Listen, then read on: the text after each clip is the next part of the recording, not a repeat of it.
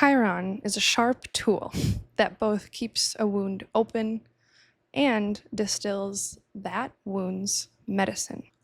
When Chiron changes signs, this cutting tool changes shape. So this is a type of metal morphing, if you will, and it only happens every 7 to 9 years. It just so happens that this week on Friday, that is the lucky time when the metal morphs and Chiron shifts. So yes, on Friday we are exchanging an Aries dagger for a Taurus acupuncture needle. Chiron entering Taurus on Friday reflects that we are coming to a natural, yet not final, end to a chronic loneliness and a chronic defensiveness. Before the chapter ends on Friday, we also have a Venus-Pluto opposition happening on Wednesday this week. This opposition is an opportunity. It is a fiery, creative, experimentation moment that traces actually all the way back to January of this year. This opposition actually creates a field of experimental magnetism, creativity, and community. And that is the space where Chiron's acupuncture needle will land and penetrate once it makes its shift on Friday. That comes from Venus, the very same Venus ruling Taurus, which is where Chiron's going to go. This week on Sunday ends with the beginning of the best season of them all, Cancer season. Happy birthday to us, Cancers. And this Sunday, Cancer season is heralded by a first quarter moon, with the moon in Libra, fellow cardinal sign. This is a day where we're connecting to someone who is helping us to grow and to nurture whatever the creative experiment is that popped up on Wednesday.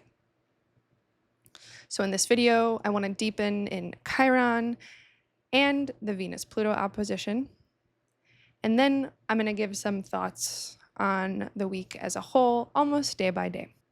Before I jump in, a reminder that with all of these comings and goings, please recognize that you are playing this life as a game.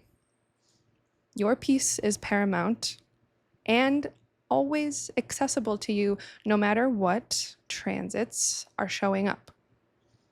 So when you do feel compelled to blame a transit, instead, take that fire as an opportunity for you to get bigger, because you are bigger. You are not limited by the chart. Take up more space. Do more reps of who you are. That is how you know you are not bounded by these dynamics. And that is paramount in the age of Pluto in Aquarius. You are infinite love, and you are only the energy that awakens your patterns. You are not your patterns. So let's get into Chiron. For the last 7 years of Chiron passing through Aries, from my perspective, it has felt as though there are knives constantly pointing into us everywhere we go, okay? And at the same time, we've been defending ourselves with those knives as well. It's like they're also shooting out of us. It's been incredibly reactive and yet also incredibly sensitive, leading us all to a quite defensive state of being. Chiron is at the end of Aries and now the almost complete end of its time that it'll ever be in Aries. And each of us has found wisdom in the lack of confidence, in the loneliness. For some, that's an understanding that, again, we are much bigger than that. But I think for all, we can say that even being able to see it clearly is progress, because when we name it, we can get perspective from it. So we're only getting a 2-month break from Chiron in Aries, as it'll come back into Aries. But as Chiron moves into this next sign, Taurus, all of the knives turn into one acupuncture needle, and that needle begins to penetrate our skin. It's less immediate, but it is far more precise. So, given that Chiron has made its big shift this week on Friday, by the end of this week, our self-image and our self-concept will be freed from these knives for the first time in about 8 years. However, this shift of Chiron into Taurus now places the ultra-sensitive, truly amazing healing energy of Chiron, because that's what it is. It places that into our flesh, into our resources, which inspires healing to come through materiality instead of immediacy and action as it has been. We've just finished 8 years of Uranus and Taurus, which actually completely awakened each of us to the idea and the presence of material intelligence. And the process of a Uranian awakening is often traumatic. So Chiron entering the place where Uranus just spent the last 8 years, from my perspective, actually begins the healing that we need to integrate the Uranus and Taurus experience. Before we get to this changing of healing weapons that happens on Friday, on Wednesday, Venus in Leo makes an exact opposition to Pluto in Aquarius. Venus in Leo is where we are enjoying life in the warmth of creativity and childlike play. That Venus comes into the ultramagnetic field of Pluto in Aquarius, which is the strongest magnetic force that compels us each to live experimentally.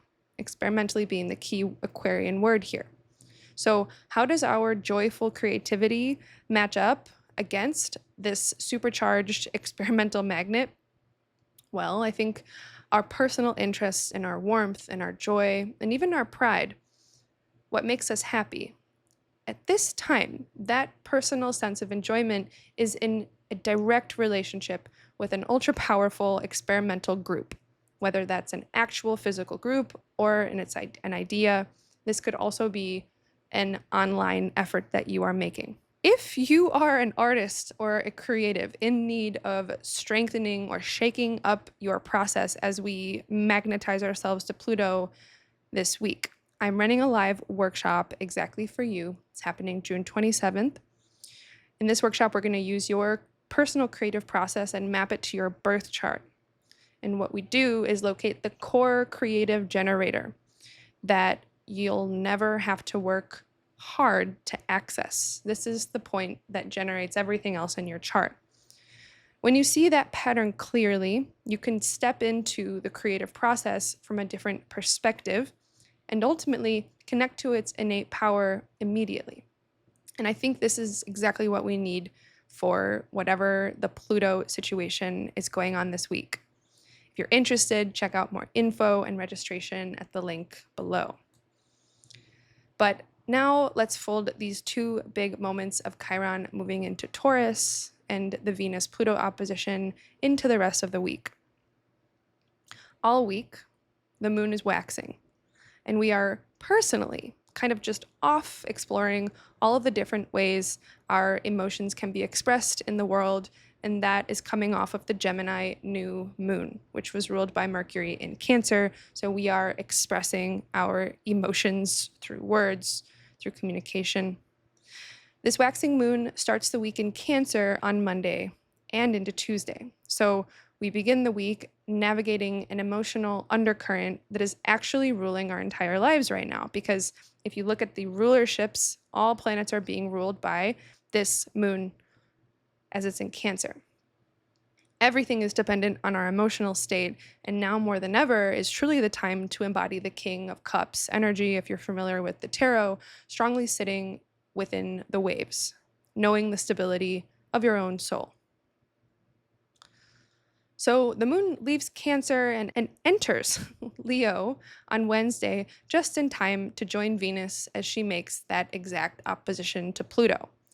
This further personalizes the magnetic draw that we'll already be feeling on midweek. So consider what you were realigned to earlier this year on January 19th when Venus and Pluto made their conjunction to each other. What magnetic force in community totally reoriented your own poles, your own direction? And that was probably an artistic offering that you made to a new community or a new relationship within a community. So now at the opposition, instead of locking in or conjuncting to a new creative direction like you did in January, at the opposition, you're holding your own in that relationship to that community. And so all you have to do is make sure that you leave this space like two magnets that are repelling each other. You are offering something to the community, and it's important that you hold yourself in equal strength to that. Remain in relationship. Know when to step in and when to step out. Keep it dynamic, keep it alive. So the moon will continue to grow into Leo throughout Thursday. On Friday, the moon crosses the south node and will feel actually an ancient devotion that we've been reclaiming since January of last year, 2025, when the nodes first entered Virgo and Pisces. So this Friday, as the moon passes the south node, we are performing the Virgo ritual more thoughtfully, more honestly, and with more devotion and sharper clarity about which god that ritual is for. And that's the work we've been doing with the Virgo south node. Now, this moon will only pass the south node in Virgo one more time before the nodes switch into Leo and Aquarius at the end of July.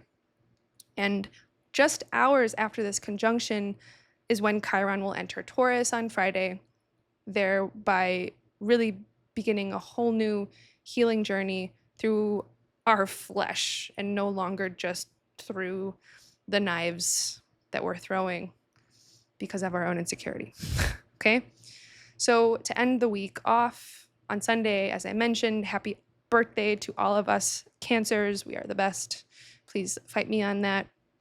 Truly the best season begins. And the moon also switches signs on the same day into fellow cardinal sign Libra. Okay, this creates the first quarter square of the lunar cycle, and actually an interesting triple reception between the luminaries Sun in Cancer, Moon in Libra, and Venus in Leo. Venus in Leo then ruled by the Sun in Cancer. That's this triple reception, if you will.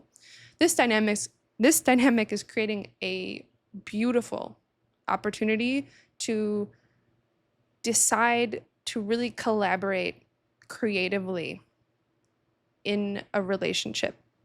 The creative collaboration is obviously the Venus in Leo. First quarter square in Libra is a decision about a relationship, okay? The Sun in Cancer says this is a relationship that we have to feel an emotional connection with, something that's actually going to help us grow. But we have to really step up into it, okay? That is what I think about this week. Let me know how you're feeling. Let me know how your art is going and what you are offering to your community, okay? Readings available as well. I'm doing 2 different types of readings these days. I have my full 90-minute session, which you can check out. And I also am doing just 1 straight hour on core rulerships, where you can also ask maybe 1 or 2 questions. But this core rulerships reading, I think, is the way forward for me with astrology, because it is far clearer and less ambiguous interpretationally, because I boil it down to the structure, the crystalline structure, if you will, that you are expressing in every moment of your life. This is all coming from the perspective that you are not your chart. You are a soul that is much, much bigger, much greater, and absolutely unbounded by the planets. So I never hold you as limited. This is Bright Side Astrology, and until next week, bye for now.